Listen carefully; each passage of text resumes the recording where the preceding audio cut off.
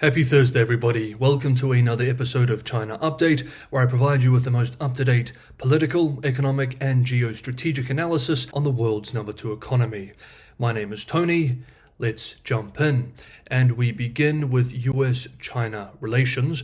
This week, we have been following President-elect Trump's picks for key cabinet positions. And what we have seen is the emergence of a strong China hawk lineup, suggesting a highly confrontational agenda towards China over the next few years, not just on trade, but on national security too. In the previous two videos, we have discussed National Security Advisor Mike Waltz, who has said that China and the US are in a Cold War, Secretary of State Marco Rubio, who has actually been sanctioned by Beijing, as well as other picks on record as very critical towards Beijing. On the trade front, US-based The Wall Street Journal reports that Robert Lighthizer may be a trade czar. Lighthizer is a key advisor to Trump and helped implement his tariff policies during his first term in office.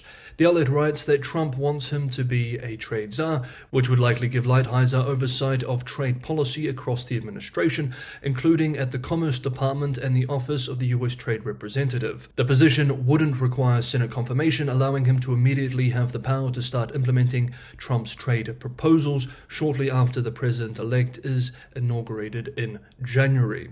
Lighthizer has been very hawkish on China, maintaining that Chinese industrial policy has for years caused much damage to the US, requiring tariffs to mitigate. Him leading the USTR and also Commerce, having control over Commerce's BIS and all its export control levers, could cause real pain for the PRC and semiconductor firms.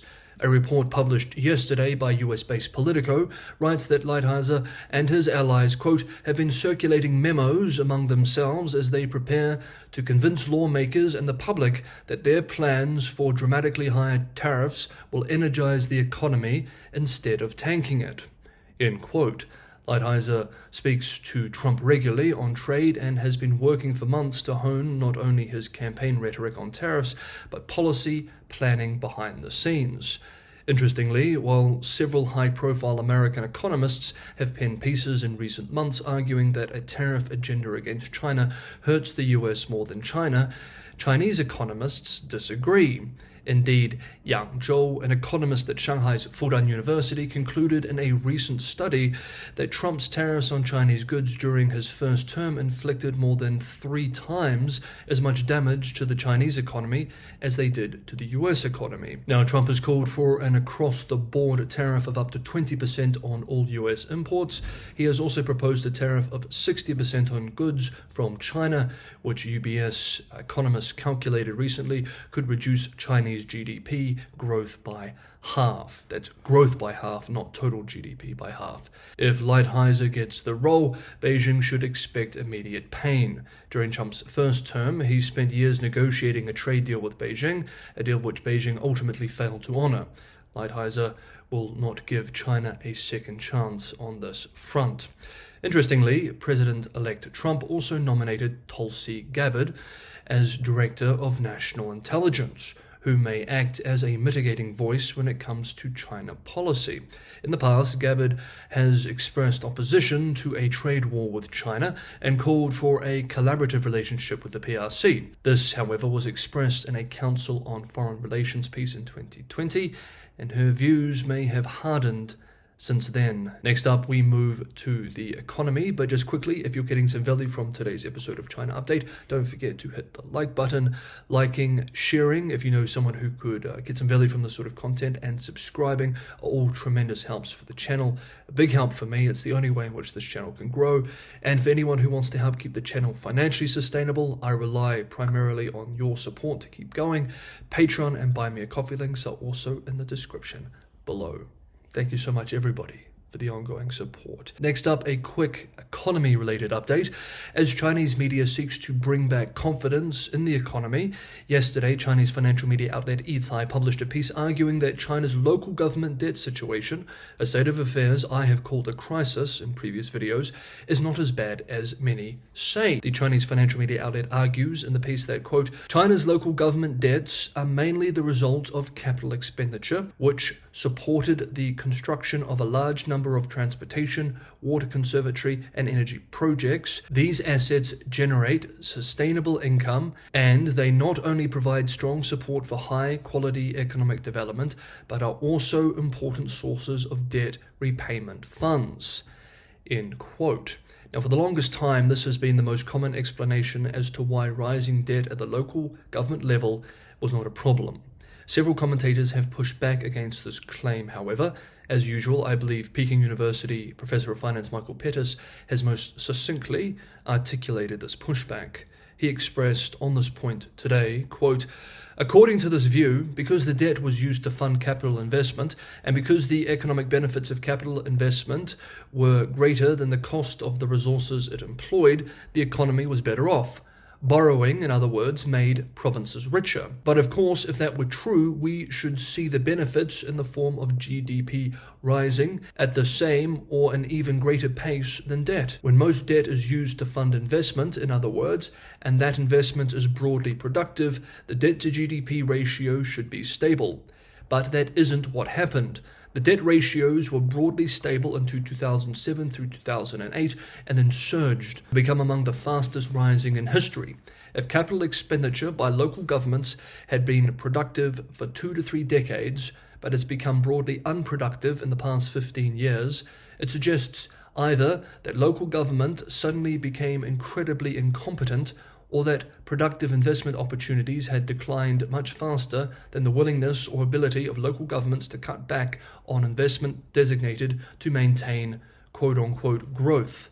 In either case, cleaning up local government balance sheets to give them more opportunities to generate this so-called growth may be risky." End quote.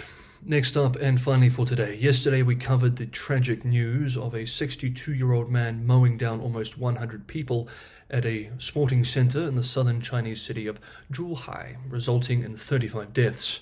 We supplement that coverage today. The government response was a precise enactment of Beijing's usual playbook after mass tragedies: prevent any non-official voices, including eyewitnesses and survivors, from speaking about the event, spread assurances of stability, and minimize public displays of grief. The goal is to stifle potential questions and criticism of the authorities and force the public to move on as quickly as possible. Delivery drivers on motorbikes kept dropping off flowers at the site on yesterday, but the bouquets were being immediately removed by security personnel deployed there, sometimes even before a person was able to put them on the ground. The incident has stirred concern of future mass attacks as well, which have become increasingly common in recent years, especially against foreigners generally, and Japanese in particular. Even though there were no indication that Japanese citizens were involved in the Zhuhai attack, the Japanese embassy in Beijing on Tuesday released a warning asking Japanese nationals living in China to keep their voices down when speaking in Japanese and to avoid going out at night. Of course, we know in recent months we have seen a few knife attacks aimed at Japanese nationals. There have also been plenty of videos released online of Japanese receiving abuse in public when people realize that they are Japanese. The Ministry of Public Security Party Committee held an expanded meeting to strengthen risk source control, crack down on prominent crimes, and fully ensure the safety and stability of people's lives. This was yesterday on Wednesday. The readout from this powerful party committee meeting called for, quote, dynamically eliminating hidden dangers, end quote, relying on the integrated operation mechanism of intelligence command and action. The overall social security should be further tightened with increased patrols in key areas such as crowded places, effectively improving the visibility and effectiveness of police presence and control. End quote. Veteran China analyst Bill Bishop, who has a strong track record for accurately unpacking the political implications of events in the PRC, observed today that greater social stress and unrest will emerge, and indeed is already emerging, as the economy continues to suffer. Quote, economic problems are going to lead to more social stress, and the security services will respond with more pressure to organize and mobilize the masses and expand and strengthen the forces of mass prevention and control. Might it be more effective and cheaper to do bigger consumption stimulus? Or will mass incidents like this Zhuhai tragedy push the leadership to address these growing stresses with not only more control and security work, but also with more economic support? End quote. Only time will tell, and we will follow all of these developments and trends as we go forward here on China Update. Okay, that is today's episode of China Update. Thank you so much, everybody, for watching. Have a good Thursday, and I will see you all tomorrow.